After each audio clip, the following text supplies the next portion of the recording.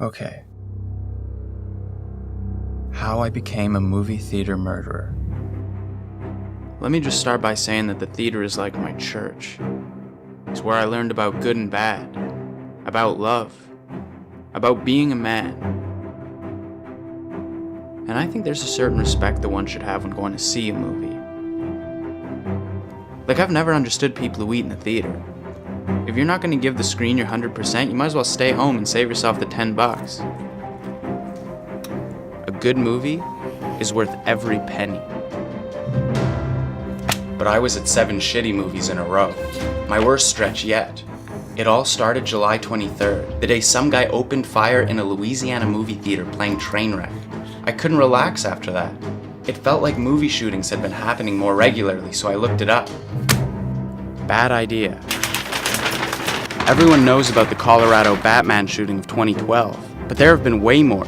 February 2010, a 25-year-old med student randomly selects a 62-year-old man, sits behind him, and half an hour to exit the last stand, shoots 2,000. Knowing that stuff only made it worse. I started going to smaller theaters for matinees only. With fewer people, there was hopefully less of a chance that one of them would try to kill me.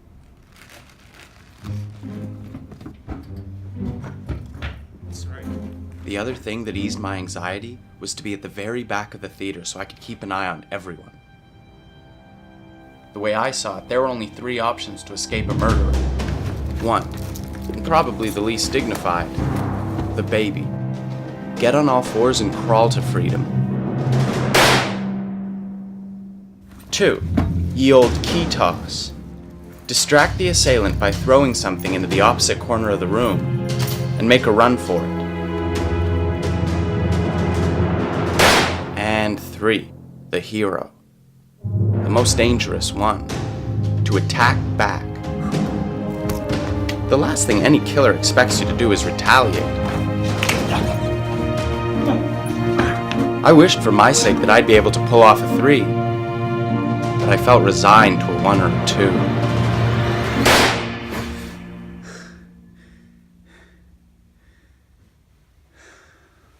And then Tennessee happened.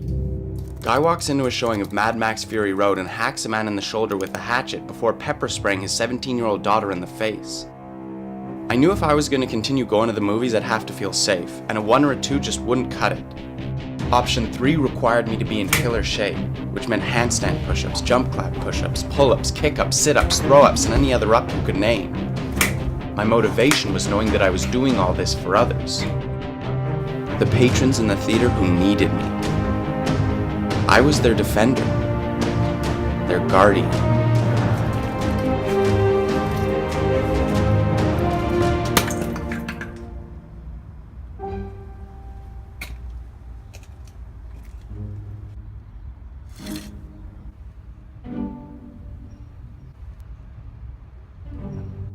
I don't even remember what movie I went to see that day. It wasn't important. All that mattered was that the theater was safe. First red flag, the back row was taken.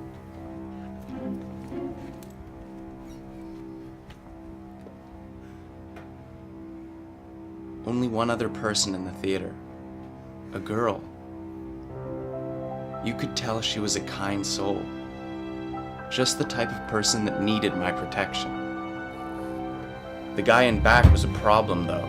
I felt too vulnerable just sitting there, so for the first time ever, I bought popcorn.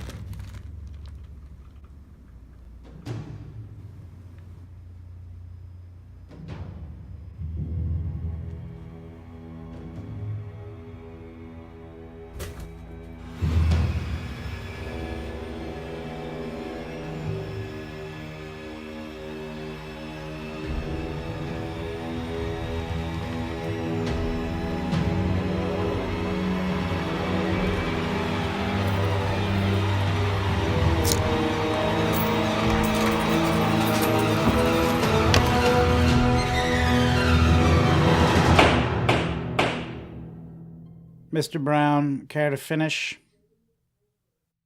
The crunch of that brick and her scream are the last things I remember before passing out.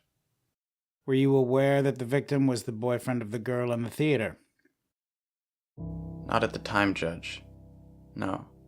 And how do you plead? Guilty. 100%.